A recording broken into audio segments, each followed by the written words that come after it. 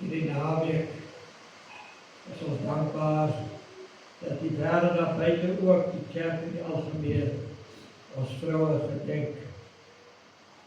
Wanneer ons die Bybel lees, dan sien ons ook hoe God vroue gebruik het deur al die eeue heen. Dink aan Hanna en haar gebed en geloof, wanneer haar gebed geantwoord het, terwyl ander vir haar gespot het, en sy Samuel van die Here ontvang het. Dink aan dit, toe sy teruggekom en ek het vir laasweek gesê, toe sy na diepste nood was, toe sy noem my nie meer Naomi nie, Naomi. Hy het gesê, noem my Mara, maar Rut het gesê, maar jy gaan ek gaan jou God is my God. En ons sien hoe haar liefde getrou het aan die God van Naomi, vir Rut deurgedra het, en hoe sy een van die grootmoeders van Jesus geword het. Ons dink aan Esther, al was sy koningin gewees, was die vyand besig om haar en haar volk te beplan vir volksmoord, hoe die Here haar gebruik het. En sy gesê, kom ek om, dan kom ek om. Maar sy doen wat die Here van haar verwag, en ons sien hoe die Here deur Esther oorwinning gee. Ons dink aan Maria, die moeder van Jesus, wat haar volkome aan God se wil onderwerp het, en die oomblik van verleentheid gedraai, en die Here vir haar die moeder gemaak het van die koning van die konings en die Here van die leerskare. Ons dink aan Maria Magdalena, wat die eerste getuienis gedra het, sy wat so 'n lewe gehad het, wat die Here haar moes verlos het. Sy kom, sy die eerste getuienis van die opstanding, en sy dra die boodskap. Daarom sien ons deur die eeue heen het God vroue gebruik, om huise te bou, kinders in die geloof groot te maak, gebroke harte te troos, en mense die wat te gee. Dink maar aan jou eie ma, en na die deurdra vir jou. Ons sê vandag dankie vir die moeders, die oumas, die eggenotes, die dogters, die susters van Christus, vir elke vrou wat stilweg ander ophou deur haar liefde, gebede en diens. Die boodskap wat ek nou wil bring, is nie net vir vroue nie. Die Here roep elke gelowige, man en vrou, om 'n draer van sy stem te wees. Ek wil hê jy moet mooi hoor wat ek sê. Die Here roep elke gelowige, man en vrou, seun en dogter, om 'n draer van sy stem te wees. Die mens is God se metode om die wêreld te bereik. Die Here stuur nie engele na sondaars toe, hy stuur een my. Hy stuur ons om getuienis te dra. Hy stuur ons om mense in nood by te staan. Hy stuur ons om sensitief te wees vir wat rondom ons gebeur, en stil te staan by iemand, en net om te gee vir hulle. Wanneer ons praat, behoort mense iets van Christus te hoor. Nie veroordeling nie, maar waarheid en liefde. Nie afbreek nie, maar stigting, opbouing. Nie wanhoop nie, maar troos. Hoe maklik praat ons saam in die wêreld op wanhoop. Maar ons moet stemdraers van die stem van die Here wees. Nie wanhoop nie, troos. Nie moedeloosheid nie, maar bemoediging. Mag die kultuur van ons huise, ons gemeente en ons gemeenskap wees, om stemdraers van die stem van die Here te wees. Jy moet mooi hoor wat ek sê. Die Here wil hê dat ons met mense praat. Mense wonder baie maal, ek voel ek wil iets vir iemand sê. En ek weet nie of dit uit myself uit is, en of dit van die Here afkom. As jy wil weet of dit wat jy moet sê van die Here afkom, dan moet jy weet dat wanneer jy praat onder die salwing van die Heilige Gees, is dit profesie. Want jy praat die wil van die Here in iemand se lewe in. En dan is daar 3 dinge waaraan jy meet wat jy moet sê. Ek praat nie van algemene getuienis nie. Ek praat nie van jy wil vir iemand vertel hoe die Here jou siel gered het, of wat die woord oor sekere sake sê, en waaroor jy in gesprek gaan nie. Ek praat van wanneer jy wil sê, ek is 'n stemdraer van die stem van die Here. Ek moet inspreek in hierdie lewe namens die Here. Daarom sien ons die maatstaf van dit, sien ons in 1 Korintiërs 14 vers 3. 1 Korintiërs 14 vers 3, maar hy wat profeteer, in ander woorde, hy wat die stem van die Here indra in die lewe van iemand. Baie maal voel jy moet dit vir iemand sê. Spreek tot die mense woorde van stigting, van troos en bemoediging. die 3 maatstawwe. As iemand by jou kom en hy sê, ek het iets van die Here ontvang vir jou, dan moet jy dit evalueer by hierdie teks. As hy vir jou sê, ek het van die Here ontvang, en hy kom met 'n veroordelende, vernietigende regmatigheid, terwyl hy self skrif quoteer, en hy sê, dit voldoen nie aan die skrif. Maar wanneer hy kom en jou waarsku met liefde, en jy moet luister en jy hoor, maar hierdie ou is besig om my te stig, te troos en te bemoedig, dan moet jy weet, dis 'n inspraak van die Here, al is dit oor 'n moeilike saak. Ons leef in 'n wêreld vol woorde. Woorde is so belangrik. Elke dag hoor ons honderde stemme op televisie, op die internet, in die nuus in ons huise. Laat baie van hierdie woorde mense leeg, moedeloos en stikkend. Is dit nie waar nie? Jy voel, ek het nou die dag vir iemand gesê, toe sê hulle, moet ons nie nuus luister nie. Ek sê, weet jy, ek dink daar behoort 'n ouderdomsbeperking op nuus te wees deesdae. Want as jy dit aansit, ons luister in die week, luister ons nuus, en ek sit die 1 uur nuus aan. En binne 2 weke, sê hulle, was daar op die Kaapse vlakte, en hulle noem Khayelitsha en 'n paar van die plekke daar, 170 mense geskiet. En ons sit daar en sê, ek kan nie glo. Daar word meer mense doodgeskiet in Suid-Afrika op 'n dagbasis en vermoor as in die oorlog in die Oekraïne tussen die Russe en die mense daar. Verskriklik die getalle. Jy luister na die nuus, dis moord, dis doodslag, dis verkrachting, dis korrupsie, dis verskriklik. Jy moet amper soos ek sê ouderdomsbeperking. Dit is ons verantwoordelikheid as kerk van die Here Jesus om stemdraers van die Here te wees. En nou kom die woord van die Here leer vir ons dat God deur sy kinders spreek. Daarom moet hierdie 3 kenmerke duidelik teenwoordig wees. Dit gaan oor ons gesindheid. Die woord, dit gaan nie net oor inhoud nie. Inhoud is, wat sê die Here? Maar hoe sê ons dit wat die Here sê? Dit gaan oor gesindheid. Dit gaan oor die aflewering van woorde. Hy sê woorde van stigting. Stigting beteken om op te bou. Die Griekse woord wat hier gebruik word, die oorspronklike taal, die oorspronklike skrif, ek sê letterlik die woord wat gebruik word om huis te bou. As jy van die Here hoor om met iemand te praat en jy sê, maar ek wil graag 'n stemdraer van die Here wees, wat ons elkeen geroep is om te wees. Ek wil dit weer sê, ons is elkeen geroep om dit te wees. Dan vra jy, Here, help vir my om die woorde reg te sê. Want God roep ons nie om mense af te breek nie, maar om hulle op te rig, hulle op te bou. Soms is dit moeilike waarskuwings. Soms is dit spanning wat jy moet gaan ontlok. Maar jy kom, as jy iets van die Here ontvang om iets vir iemand te sê, dan sê Here, ek sien dit wat ek moet aanspreek. Maar wat is die skrifoplossing wat ek moet gee? Want vir elke probleem, elke spanning, elke spat, elke situasie, is daar 'n woord van stigting. Dit moet mooi word wat ek sê. Ag, gee die Here vir jou geestelike kennis van iets wat verkeerd is in iemand se lewe. Jy moet nie direk gaan aanval nie, jy moet sê, wat wil die Here deur my sê, om hierdie persoon vanaf die negatiewe te fokus op God se oplossing en op te bou. Dit is so belangrik. Ons woorde behoort geloof te versterk. Ons woorde behoort hoop te laat groei. Ons woorde behoort karakter te vorm. Ek wil dit weer sê. Dit behoort geloof te versterk. Ons woorde behoort hoop te laat groei. Ons woorde behoort karakter te vorm. Hoe maklik breek een kritiese opmerking iemand af. Maar een woord uit God se hart kan 'n lewe verander. Kom ons hoor wat sê in Efesiërs 4 vers 29. Hy waarsku ons, hy sê, laat geen vuil woord uit julle mond uitgaan nie, maar net 'n woord wat goed is vir die nodige opbouing of nodige stigting. Hoekom? Wat sê hy? Hier is die rede. Sodat dit genade kan bring. Sodat jou woord wat jy praat genade kan gee vir die wat dit hoor. Hierdie skrif is vreeslik belangrik.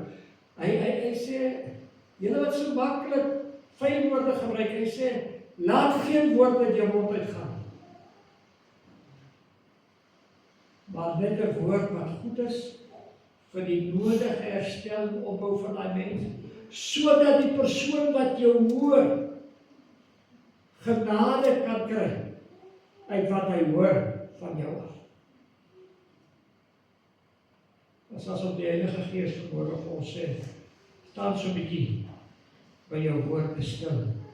Vra daarom, bou my woorde my huwelik op. As my huweliksmaat my woorde hoor, ontvang hulle genade of vernietiging en oordeling.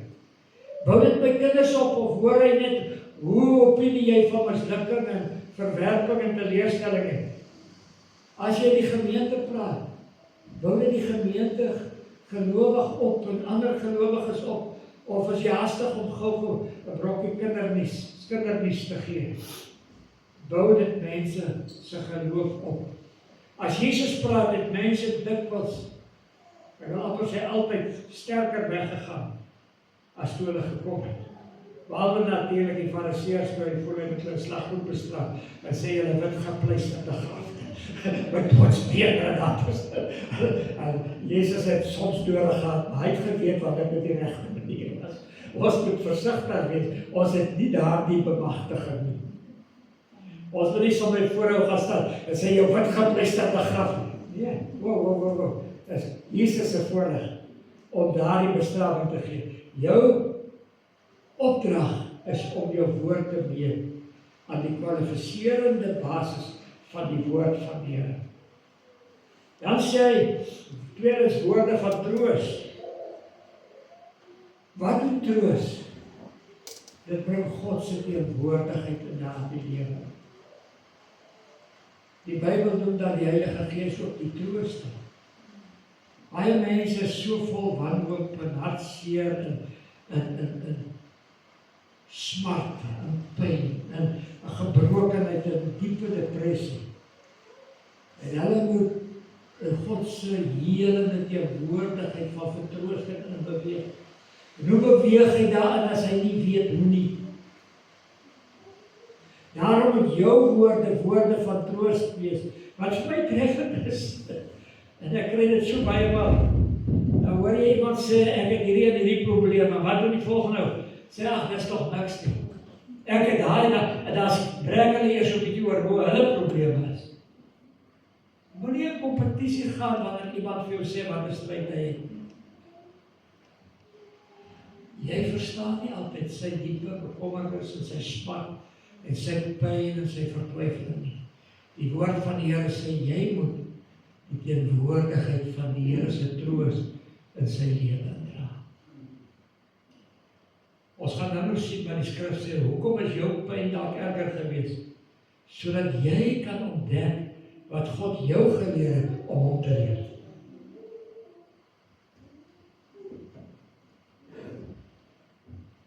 Troos beteken nie meer simpatie. Beteken baie meer as simpatie. Natuurlik moet ek simpatie hê, maar dit is nie net simpatie nie, dit is baie meer. Dit beteken om iemand nader te trek en om te herinner dat God nog daar is. Wanneer Jesus gesê het, laat julle harte nie ontstel word en bang wees nie, glo God, glo ook in my. En hy gee die belofte van die wederkoms en die voorbereiding van die ewige lewe. Dan sê hy vir sy disippels, ek weet julle is in hierdie angsoomblikke. Hy praat met hulle daardie woorde terwyl die verskriklikste angs was in die laaste wat hy tussen hulle sou wees. Dan sê hy vir hulle, laat julle harte nie ontstel word en bang wees nie. Hy sê, ek het nie einde van my lewe hier op aarde gekom. As jy kyk in hoofstuk 13 van Johannes, dan was hulle voete en hy vertel hulle presies wat gaan gebeur. En dan in hoofstuk 14 van Johannes sê, begin hy met die woorde. Hier sit hierdie klomp, hulle is verdwaas, hulle is gespanne, hulle is weemoedig, hulle weet hy gaan sterwe, hulle woord dit uit sy mond uit baie duidelik, hy het nie meer met gelykenisse met hulle gepraat nie, maar hy sê vir hulle rondte, wat gaan gebeur? En dan kyk hy so, dan sien hy het seker gesien die beginne trane afvee. Here Jesus, ons gaan jou mis, dit en dit, maar sê, laat julle harte nie ontstel word, bang wees nie. glo in God, glo ek in my. Hy weet hy gaan die pad moet loop. Hy weet die oomblikke van angs en spanning wat vir hulle voorlê is verskriklik. Want dan sê hy, as julle daar kom, glo net wat julle hoor. Partymal is iemand se oomblikke van angs en spanning, al was dit nie so erg soos joune nie, is dit vir hom dalk baie erg.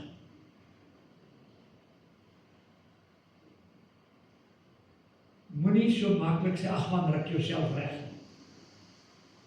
Niemand kan homself in diepe smarte regryk nie. Hy het troos nodig wat van God afkom. Hy het iemand nodig wat vir hom sê, daar is hoop. God is hier, laat jou hart nie ontstel word nie. Hy het nie net 'n oplossing vir sy probleem nodig nie. Hy het nodig dat jy vir hom bewus maak van die teenwoordigheid van die Here wat daar is. As mense wat nie antwoorde het nie, hulle het iemand nodig wat saam met hulle kan help. Randall het net gepraat van die vroue wat daar by die graf van Jesus, van Lazarus gestaan het. Maar as Jesus hulle smart sien, hy het geweet hy kan Lazarus opwek. Hy het geweet, dit maak nie saak wat die verval van sy liggaam was nie.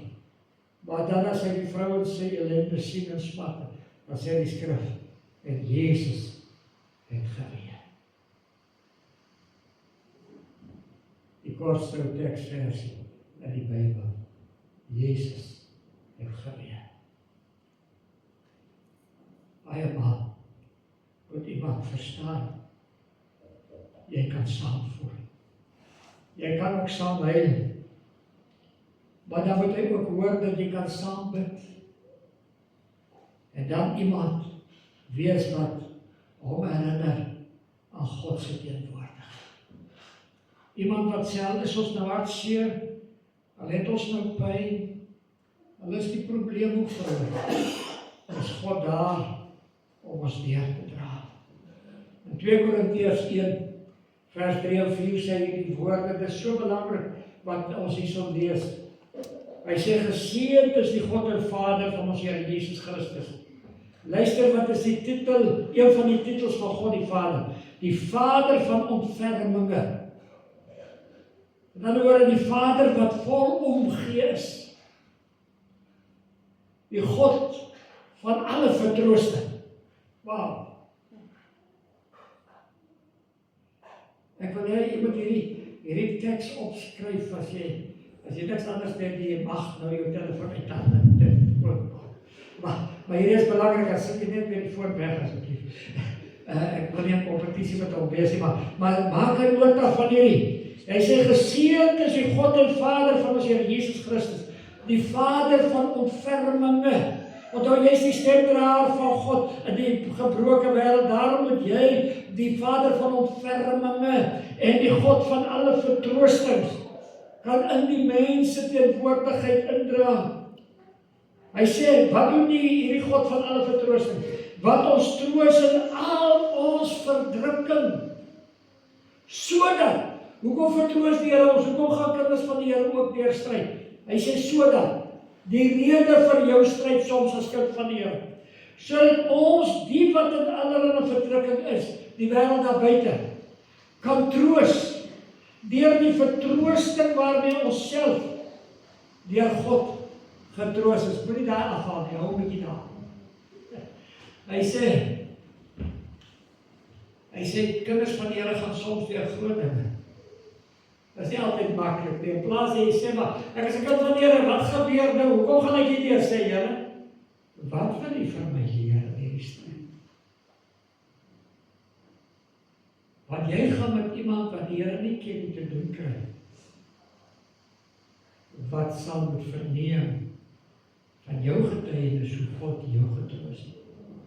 Hy sê, geseënd is die God en Vader. Met ander woorde, hierdie situasie is 'n seën en 'n blessing. Hy sê van ons Here Jesus Christus, die Vader.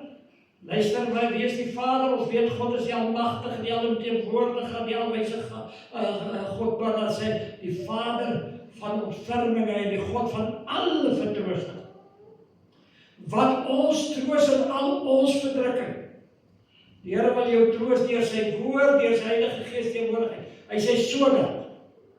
En hierdie is die les wat jy moet leer, sodat die wat in allerlei verdrukking is, die wêreld is vol verdrukkinge. Of dink julle die wêreld is maklik? Die wêreld is 'n gemors. Die wêreld daar buitekant is 'n gemors. Soos die verkiesing van die naderkom van November maand. So gaan jy hoor hoe ons mekaar skiet vir die pos. Hulle wil genomineer word, want is groot sjel daar's.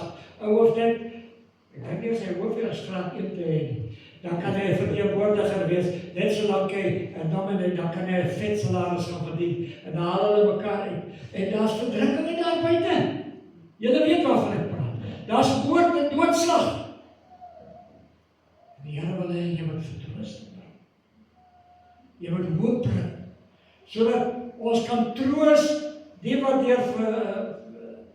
kan troos deur die vertroosting waarmee ons self deur God getroos is. Met ander woorde, jy moet die ervaring van God se opheffende, behoudende, vertroostende krag hê, sodat jy die vermoë kan hê om die stem van God van troos te wees.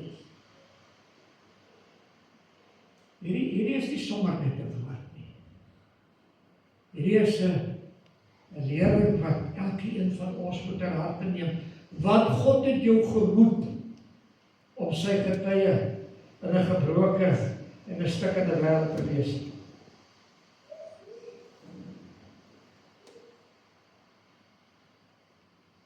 Elke gelowige behoort is 'n draer van God se vertroosting te wees.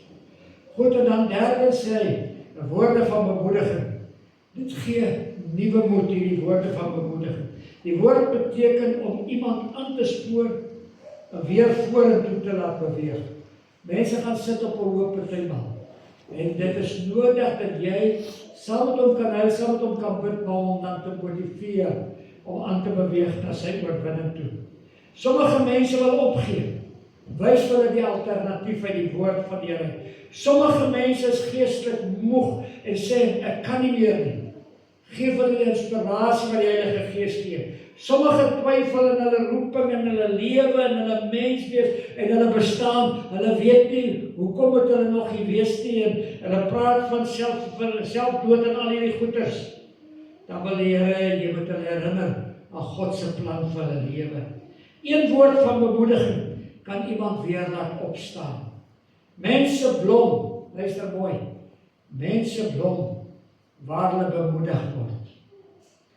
As die kleinkinders by my vrou kom, dan hulle is so te neergedruk en die werk is so, en die mense is so, en die jong meisies praat van die boyfriends en die hartseer, die pyn en goeders, dan sê sy altyd vir hulle, my kind, leer om te blom waar jy geplant is.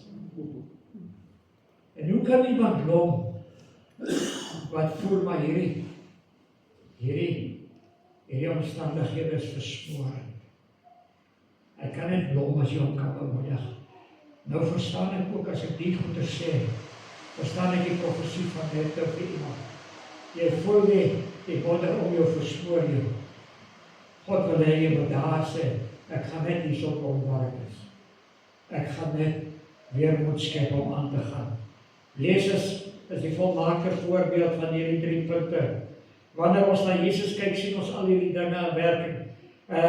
Wat het hy gedoen? Hy het Petrus herstel. Hierdie wat hom verloor het hy herstel en hom 'n krag in die koninkryk van God gemaak. Hy het Saggeus wat hopeloos verlore was en gevoel het, ag, met sy klein postuur kom hy nêrens nie, maar hy sal hulle regsien met die belasting en al die goeders. Hy vat hierdie ou, en wanneer hy afgebreek word, dan gaan hy na sy huis toe. En wanneer hierdie ou Jesus ontmoet, dan sê hy, Here, ek gaan regmaak waar ek van ouens gevat het wat ek nie moes nie, sal ek dubbel teruggee, en skielik kom Saggeus. En Jesus bou hom op. En Jesus laat hierdie klein mannetjie 'n geloofsreus word. Hy het die vrou wat in egbreek gevang is, nie veroordeel nie, maar opgerig en gesê, daar's vergifnis vir jou sonde, ek vergewe jou. en ek veroordeel jou ook nie meer nie. Die Emmausgangers, terwyl hulle van die kruisiging af wegstap, en hulle is op pad Emmaus toe, en dis hopeloos die toestand, en hulle is moedeloos en teneergedruk, begin Jesus saam met hulle stap. En dan herstel hulle harte, en hulle is weer bly en volmoed en vol durf. Hy gee vir hulle weer troos en moed om aan te gaan. Hy het die bedroefdes getroos, hy het die vreesagtiges moed gegee. Waar Jesus gegaan het mense weer hoop gekry. Daarom wil ek hê vanmôre ondersoek aan jou eie woorde, sodat ons iets kan sê van onsself. Voordat ons iets kan sê van onsself, sê iets vir jouself. Jy sê vir jouself, sal hierdie 'n woord wees wat iemand opbou? Sal dit troos bring? Sal dit moed gee? Sal Christus hierin gehoor word? Ons is baie maal hastig om te antwoord. En moet ook nie so hastig raadsee nie. Sê net eers vir jouself, hoor, as ek nou gaan praat, sal die Here gehoor word. Want nie elke waarheid hoofhartig gesê word nie. Ja, ek wil sê, ja, maar praat nie die waarheid. As jy die waarheid weet, bly net 'n slag stil dan. Jy het nie nodig om al die waarheid te praat nie. Jy weet nie waar God met iemand in sy waarheid is nie. Al is jy bevoorreg om sy waarheid te ken, weet jy nie waar God in sy waarheid met besig is nie. Nie elke regte opmerking is 'n opmerking op die regte tyd nie. Selfs waarheid moet in liefde gespreek word onder die leiding van die Heilige Gees. Die wêreld het genoeg mense wat kritiseer. God soek mense wat bou. Die wêreld het genoeg mense wat ontmoedig. God soek mense wat bemoedig. Die wêreld het genoeg mense wat wonde oopmaak. God soek mense wat genees. Mag elke gesprek in ons huise, ons gemeente en ons gemeenskap hierdie 3 kenmerke dra: stigting, troos en bemoediging. Dan word ons instrumente, luister mooi, dan word ons instrumente waardeur God self met mense praat. Wil jy weet, kan die Here my gebruik? Natuurlik wil God jou gebruik. En as jy hierdie dinge doen wat ek vanmôre sê, dan word jy die instrument waardeur God met mense praat. God gebruik mense en jy word instrument in die hand van die Here. Daarom moet ons bid vanmôre vir woorde. Ek wil sê, broeders en susters, ons kan nie uit onsself altyd die regte woorde spreek nie. Soms praat ons te gou. Soms praat ons sonder liefde. Soms laat ons woorde eerder wonde as genesing. Daarom is die mooiste afsluiting vanmôre nie net 'n besluit om beter te praat nie, maar 'n gebed dat God ons lippe en ons harte sal beheer. Dawid bid in Psalm 19 vers 15. Bid hy hierdie woorde, hy sê, laat die woorde van my mond en die oordeenking van my hart welbehaaglik wees voor die aangesig. Here my rots en my verlosser. Here, ek vra dat my woorde hierdie woorde wees wat U sê. Stigting, troos en bemoediging. Laat die woorde van my mond en die oordeenking my gedagtes. Jy moet jou gedagtes, jou kop dwaal so vinnig. Kort vind ek in my kop gryp in my gedagtes. Die Bybel sê, neem jou gedagtes gevangenes tot gehoorsaamheid aan die Here en sê, gedagtes, julle sal dink wat die Here wil hê julle moet dink. Let daarop dat Dawid nie net bid oor sy woorde nie, maar ook oor die gedagtes wat hy het. Want ons woorde is die vrug van wat in ons harte leef. Jesus sê immers vir ons in Lukas 6 vers 45 sê Jesus, die goeie mens bring uit die goeie skat van sy hart tevoorskyn wat goed is. Die slegte mens bring uit die slegte skat van sy hart tevoorskyn wat sleg is. Want uit die oorvloed van die hart spreek die mond. Maak jou hart vol van woorde, van gebed tot stigting en so. Wanneer die harte vol is van Christus, sal ons monde ook spreek soos Christus sê. Woorde van stigting, woorde van troos, woorde van bemoediging. Mag dit die gebed van elke gelowige wees, wanneer ons huise verlaat, wanneer ons werk doen, wanneer ons in die gemeente diens doen, wanneer ons met ander mense praat. Here, laat die woorde van my mond, die oordeenking van my hart, welbehaaglik wees voor die aangesig. Kom ons by God se hoofde aan bid. Here, ons dankie vir die soete teenwoordigheid van die Heilige Gees. Ons dankie vir die kosbare woord, wat ons maan om stadig te wees, om te praat, vinnig te wees om te hoor, om te evalueer wat ons moet sê. Dit is nie altyd maklik vir Here, want ons dink ons het partymal vinnig die oplossing nog voor iemand klaar gepraat het. Help ons om versigtiger te luister. Help ons om te luister, watter troos, opbouing of bemoediging het hierdie mens nodig. En te onthou wat U vir ons gedoen het, sodat ons hulle kan troos, met die troos waarmee U ons getroos het. Ek wil bid, Here, dat elkeen wat hier teenwoordig is, 'n stemdraer van die Here sal wees, in die gebroke gemeenskap van ons gebied. Daar is soveel verlore, gebroke, stikkende, moedelose siele daar buite, wat die stem van die Here nodig het. Wat nodig het om uit die moeras van hulle wanhoop opgetel te word.